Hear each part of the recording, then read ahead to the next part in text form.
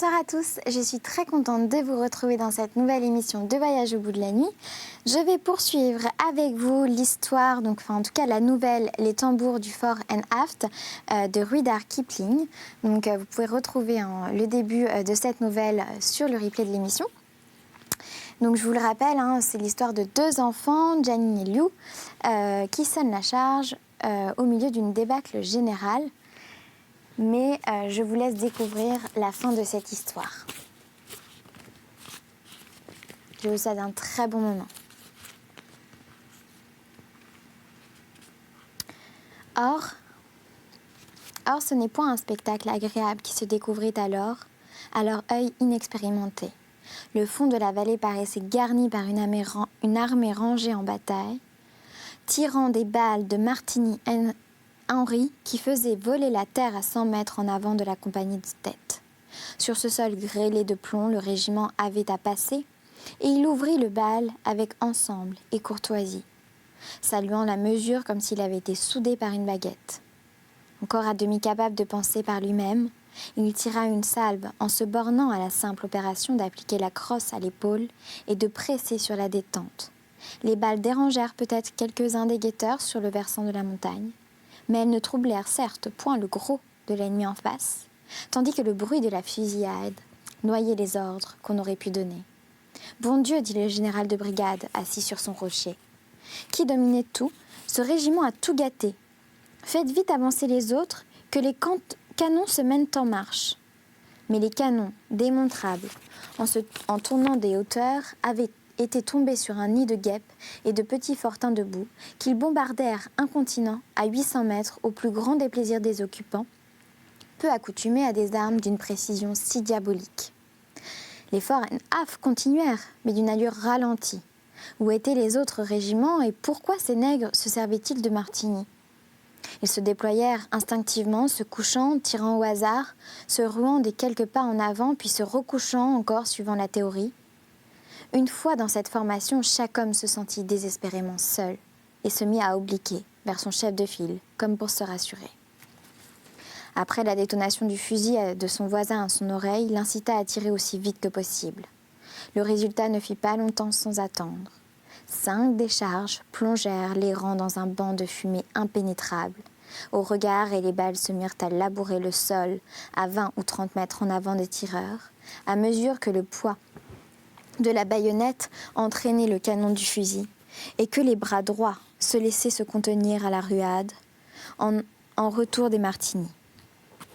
Les commandants de compagnie cherchaient en vain à percer la fumée du regard, et machinalement, les plus nerveux essayaient de l'écarter avec leurs casques comme des éventails. Plus haut à gauche, brillait un capitaine à tue-tête. « Cessez le feu, laissez se dissiper un peu. » Par 3 ou 4 fois, les clairons répétèrent l'ordre, et quand ils eurent obéi, les fort and aft s'attendirent à voir leur ennemi fauché devant eux par gerbes couchées d'hommes. Il n'était point démoralisé, il attendit que ce vacarme enragé s'éteignît et tira tranquillement au cœur de la fumée. Un troupier du fort and aft se mit à courir sur toute la profondeur de sa compagnie, avec des cris d'agonie et autres frappaient des talons par terre en râlant, et un troisième, le bas-ventre déchiré par une balle mâchée, suppliait à grands cris ses camarades de mettre fin à ses souffrances. Alors l'ennemi se mit à pousser de grands cris, et une masse noire détacha le corps principal, s'ébranla à travers la plaine avec une vitesse horrible. Elle se composait de peut-être 300 hommes qui hurlaient, tiraient et tailleraient au cas où aboutirait la charge de leurs 50 premiers camarades. Ces 50 étaient des gazis, à moitié fous d'opium et complètement de fanatiques religieux. Quand ils chargèrent, le feu des Anglais cessa, et dans l'accalmie, l'ordre fut donné de rassembler et de recevoir à la baïonnette. Le premier venu, si courte que fût son expérience, aurait pu dire au fort and aft que le seul moyen de traiter une charge de gazis, c'est par des salves à longue portée, parce qu'un homme qui veut mourir, qui désire mourir, qui gagnera le ciel en mourant, doit dans 9 cas sur 10 tuer l'homme auquel reste une vague prévention en faveur de sa vie, pourvu qu'il arrive au corps à corps. Là où il aurait dû marcher en colonne, Et de l'avant, les forts Aft s'étaient déployés en tirailleurs, et là où ils auraient dû se déployer et faire feu, ils s'étaient réformés en ordre d'attente. Un homme tiré au lit à demi réveillé et à jeun par-dessus le marché n'était jamais d'humeur bien enjouée, et sa félicité ne s'accroît pas à contempler le blanc des yeux de 300 démons de 6 pieds, sur la barbe desquels coule l'écume, dans la bouche desquels rugit la fureur, et dont les mains sont armées de couteaux de 3 pieds. Les Foreign Aft entendirent les clairons des Gurkhas qui emportaient leur régiment au pas de charge, tandis que le hennissement des cornemuses écossaises s'élevait sur la gauche. Ils s'efforcèrent de rester à la même place que les baïonnettes ondoyassent sur le front de la colonne comme les avirons d'un bateau fou. Puis ils sentirent corps à corps la formidable vigueur physique de leur ennemi. La charge finit dans un cri de souffrance. Alors il se passa des scènes impossibles à raconter. Le premier rang céda comme un papier qu'on froisse, et les 50 gazis passèrent, ceux qui les suivaient, ivres maintenant de victoire, emportés par la même fureur.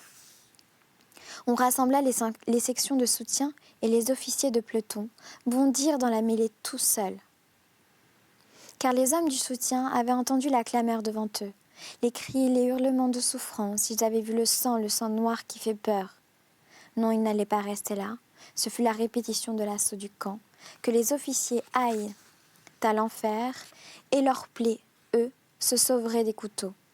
En avant, crièrent les lieutenants. Et les hommes, avec des malédictions, reculèrent, chacun collant son voisin, et l'ensemble tournant comme une roue. Charteris et Develin, lieutenants, à la dernière compagnie, firent face à la mort seuls, convaincus que leurs hommes les suivraient. « Vous m'avez tué, tâche de lâche, sanglota Develin. Il tomba, fendu de l'épaule au creux de l'estomac, et un autre détachement de ces hommes qui battaient en retraite, toujours en retraite, le foulèrent aux pieds en se pressant vers la passe d'où ils avaient émergé.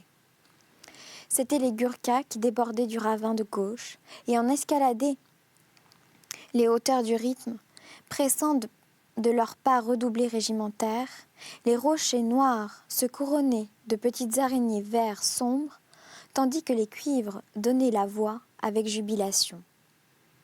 L'arrière-garde des Gurkhas, bronchant sur les cailloux roulants, les premiers rangs firent halte un moment, histoire de reconnaître la vallée et de réajuster les lacets défaits. Puis un petit soupir content courut en frissonnant l'allégresse le long des rangs, et ce fut comme si la plaine souriait, car voici qu'à leurs pieds on voyait l'ennemi que pour joindre au plus vite les Gurkhas, était venu trouver à si grande allure. On aurait du plaisir, les petits hommes assujettirent leurs cucris, bien en main, attendirent bouche bée, l'œil fixé sur leurs officiers, en arrêt comme un terrier avant qu'on ne lui jette une pierre. Ils s'assirent sur les grosses pierres pour regarder, car leurs officiers n'allaient pas gaspiller leur souffle à courir, repousser un assaut de gazis, à plus d'un demi-mille de là, que les hommes blancs se débrouillèrent. « Hi hi hi » dit le subadar-major, qui suit à grosses gouttes. « Sacré fou là-bas qui reste en colonne.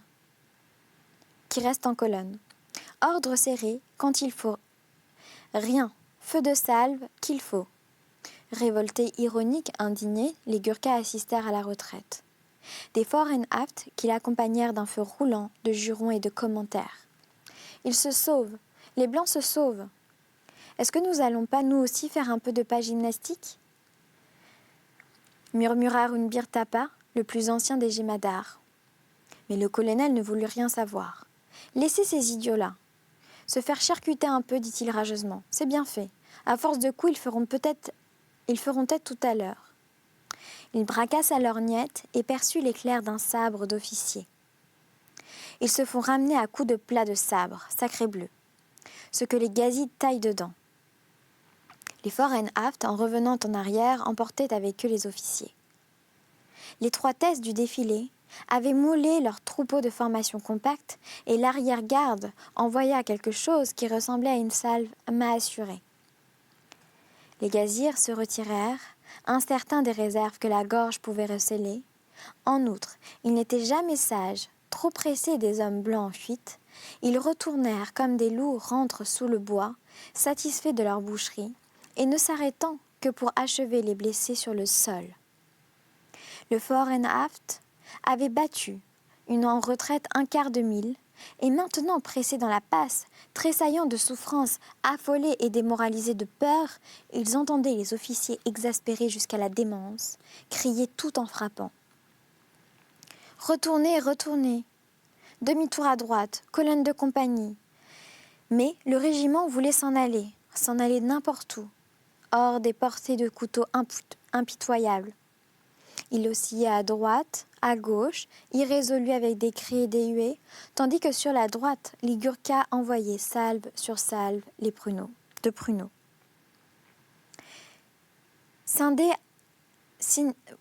Snidés à longue portée dans des tas de gazis qui retournaient au leur. La musique du fort En-Aft, qu'abritait du feu direct que le monticule de rochers derrière lequel elle avait stationné, s'enfuit au premier assaut. Jakin et Liu auraient lui également, mais leurs courtes jambes les laissaient à 50 mètres en arrière. Au rocher, souffla Jakin. « Ils ne nous verront pas ici. » Et ils regagnèrent l'abri jonché d'instruments épars, les flancs prêts à éclater sous les battements de leur cœur. « C'est du propre, dit Jakin, en se jetant à plat ventre sur le sol. « C'est du propre comme dégagement d'infanterie anglaise. Oh, les cochons, ils sont partis en nous laissant seuls ici. Qu'est-ce qu'on va faire ?» Liu s'empara d'un bidon à eau abandonné, rempli naturellement de rhum, de cantine et le but. Puis en toussant, « Bois, dit-il brièvement. Ils vont revenir dans 1 minute ou 2, tu verras. » Jakin but, mais le régiment ne montrait aucune velléité de retour. Une clameur sourde montait du front de la vallée de retraite, et ils virent les gazis rentrer en profitant du terrain et pressant le pas sous le feu des Gurkhas. « Nous sommes tout ce qu'il reste de la musique, et nous ferons hacher, sûrs comme la mort, dit Jakin. C'est le cas d'être beau joueur, alors dit Liu, la langue épaisse en cherchant de son côté son petit coupe-chou de tambour.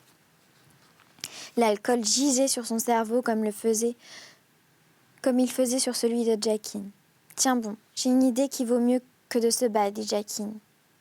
Envoyons à ces sacrés lâches là-bas le signal de revenir. Les faillis pétanes sont loin, viens Liu. On ne fera rien ici. Prends le fifre et passe-moi le tambour. Et en avant la vieille marche, nom de Dieu, à t'en faire péter les boyaux. » Il passa le poudrier du tambour à son épaule, poussa le fifre dans la main de Liu, et les 2 gamins, quittant l'abri des rochers, entrèrent en terrain découvert au pas, tout en massacrant abominablement les premières mesures des British grenadiers. Comme Liu l'avait dit, quelques forts En-Aft revenaient grognant, la tête basse, ramenés à force de coups et d'injures. Leurs vestes rouges faisaient une tache brillante à l'entrée de la vallée, et derrière on voyait branler des baïonnettes.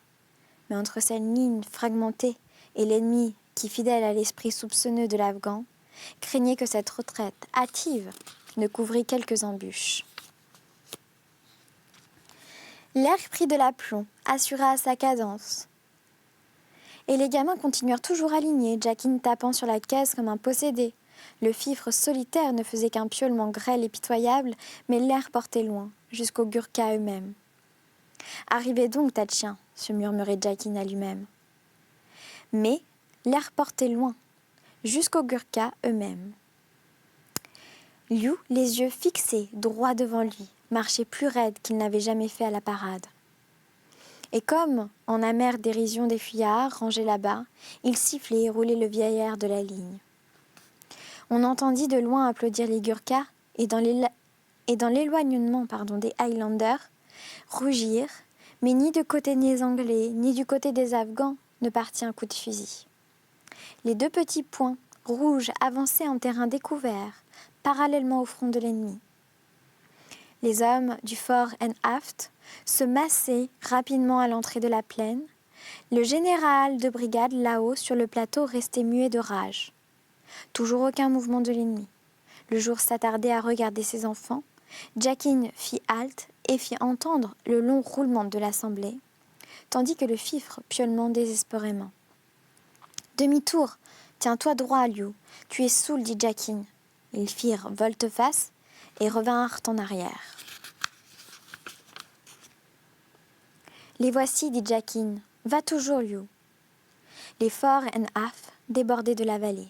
Ce que les officiers avaient dit à leurs hommes pendant cette pause de honte et d'humiliation, on ne le saura jamais, car ni les officiers ni les soldats n'en reparlèrent guère aujourd'hui. Ils reviennent, cria un prêtre parmi les Afghans. Ne tuez pas les enfants, prenez-les vivants, qu'ils soient de notre foi. Mais la première salve était partie, et Liu tomba, la face en avant. Jacquine resta debout une minute, tourna sur lui-même comme une toupie et s'abattit, tandis que Fore and Aft arrivaient, les malédictions de leur chef, plein les oreilles et la honte des flagrances, les flagrantes hontes plein cœur. La moitié des hommes avaient vu les tambours mourir. Il n'y parut rien. On n'entendit pas même un cri. Ils se déployèrent en avançant dans la plaine sans tirer un coup de feu. Ceci, dit le colonel, les Gurkhas doucement, c'est la vraie attaque, comme on aurait dû la faire d'abord. En avant, mes enfants, ouloulou, miaulèrent les Gurkhas. Et ils descendirent la colline dans le joyeux cliquetis des Gurkhis, leurs vilains couteaux montagnards. Sur la droite, il n'y eut pas de charge. Les Highlanders, après avoir congrument recommandé leurs âmes à Dieu, car il importe autant à un homme mort d'avoir été tué dans une escarmouche de frontière qu'à Waterloo, se déployèrent et commencèrent le feu selon leur coutume, c'est-à-dire sans emballement et sans trêve, tandis que les pièces démontrables ayant réglé son compte à l'impertinent Fortin, susdit, lancé obus sur obus parmi les grappes humaines qui se pressaient autour des étendards verts sur la hauteur. Il sera malheureusement nécessaire de charger, murmura le porte-fanion de la compagnie des droits des Highlanders. Ça fait jurer les hommes que c'en est dégoûtant. Pourtant, m'est avis qu'il faudra venir à charger si ces diables noirs tiennent encore un peu plus longtemps. Stewart, mon garçon, tu éborgnerais le soleil s'il craignait des munitions du gouvernement. Plus bas, d'un bon pied, et beaucoup moins vite. Qu'est-ce qu'ils font, les Anglais? Ils sont bien tranquilles, là, au centre. Vont-ils se sauver encore une fois? Non, les Anglais ne se sauvent pas. Ils taillaient, hachaient, daillaient, car bien qu'un blanc soit rarement apparié, au point de vue physique, avec un Afghan, une peau de mouton ou un mouton ouaté, il n'en arrive pas moins sous l'impulsion d'une certaine quantité d'autres blancs derrière lui, et par l'effet d'une certaine soif de vengeance à vournir quelques besognes de deux bouts de son fusil. Les Fore and Aft retinrent le feu jusqu'à la distance, où une balle peut percer 5 ou 6 hommes d'affilée et la tête d'une colonne afghane reçut leur salve à bout portant. Après cela, ils choisirent leurs hommes et les tuèrent. On entendit des hants profonds, des hoquets convulsifs, des grincements de ceinturons contre des muscles arc-boutés. Pour la première fois, ils se rendaient compte qu'un Afghan attaqué est bien moins formidable qu'un Afghan qui attaque, fait que le vieux soldat aurait pu leur apprendre. Mais ils ne comptaient pas sur de vieux soldats dans leur rang. L'échoffe des Gurkhas, dans le bazar, était la plus brillante, car les hommes s'affairaient de Kurki, qu'ils préfèrent à la baïonnette, sachant bien à quel point l'Afghan redoute sa lame en demi-lune. À la vue des Afghans qui pliaient, les étendards verts sur les montagnes commencèrent à descendre, les assister dans un suprême ralliement. Tactique imprudente. Les lanciers qui rongeaient leurs freins au fond du ravin de droite avaient par 3 fois dépêché leur unique subalterne en guise d'estafette pour les renseigner sur la marche des affaires. La 3e fois, il revint une éraflure au genou, mâchonnant les jurons baroques et hindoustani et affirmant que tout était prêt. Là, dessus, l'escadron se mit en branle, doubla à la droite les Highlanders au sifflement d'un petit vent mauvais et tomba sur le reste de l'ennemi juste au moment où, suivant toutes les lois de la guerre, il aurait dû attendre que celui-ci prononçât ses marques d'hésitation. Ce n'en fut pas moins une charge fort élégante, une charge menée avec brio et qui, une fois terminée, avait conduit la cavalerie à la tête du défilé par lequel les Afghans comptaient faire leur retraite. Tandis que par la voie que les lances avaient creusé des valeurs de compagnie de Highlander, ce qui n'avait jamais été dans les intentions du général de brigade, ce nouveau développement eut plein succès. L'ennemi se trouva coupé à sa base comme on arrache une éponge à sa roche, et il restait là, cerné de feu, isolé dans la plaine impitoyable, et de même que la main du baigneur pousse l'éponge autour du tube, de même que les Afghans se virent pourchasser jusqu'à ce qu'ils brisassent en petits détachements. Il est beaucoup plus difficile d'en venir à bout que des grandes masses. Regardez, dit le général de brigade, tout est arrivé, suivant mes plans.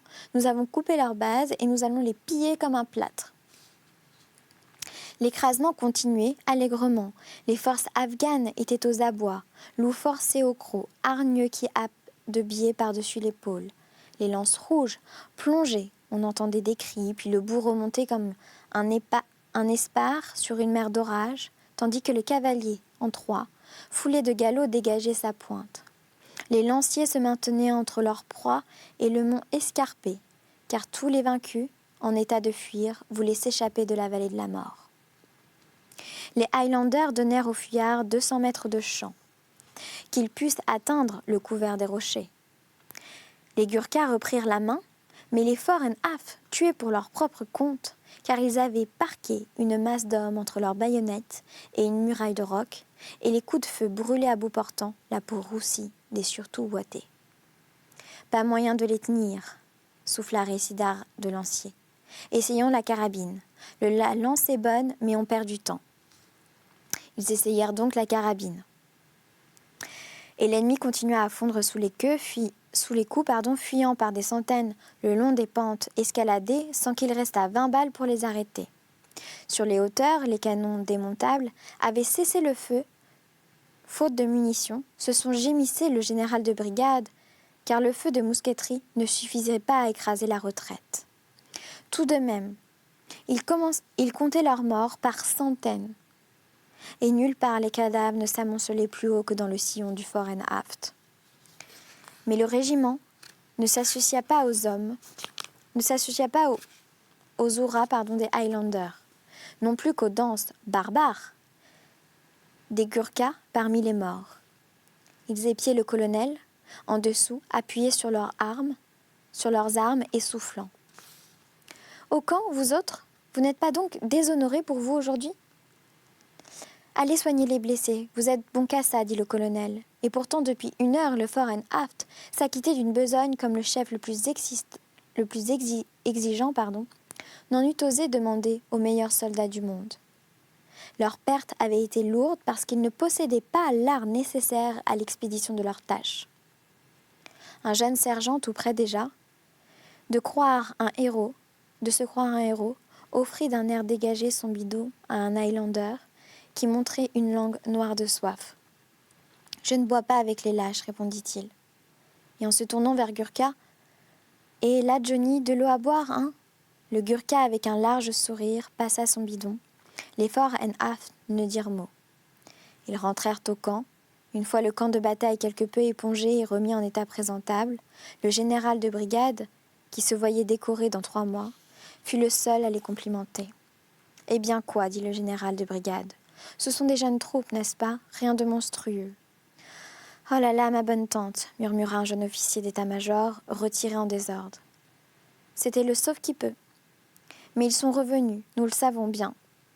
Roucoula le général de brigade, sans regarder le visage gris et cendre du colonel qui l'écoutait. Admirablement, en vérité, je les regardais.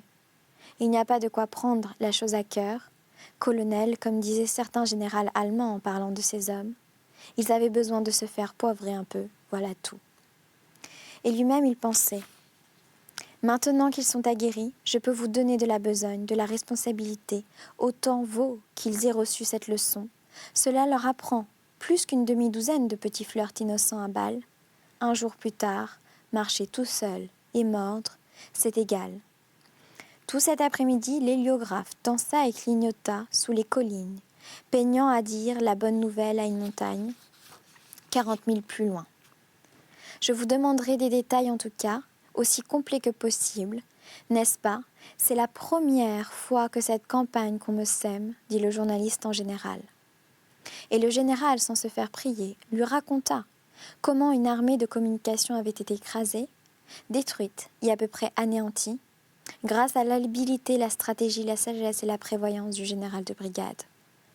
Mais d'autres prétendent, et parmi ceux-là les Gurkhas, qui avaient tout suivi du flanc de la montagne, que cette bataille-là fut gagnée par Jakin et Liu, dont on apporta les petits cadavres juste à temps pour combler 2 vides au chevet de la grande tranchée creusée pour les morts là-bas sous les hauteurs de Jaguet. Et voilà, c'est la fin de cette nouvelle. J'espère que ça vous a plu. N'hésitez pas à réagir sur les réseaux sociaux. En tout cas, je vous souhaite une très bonne nuit à ceux qui se couchent et une très bonne journée à ceux qui se lèvent. À très vite.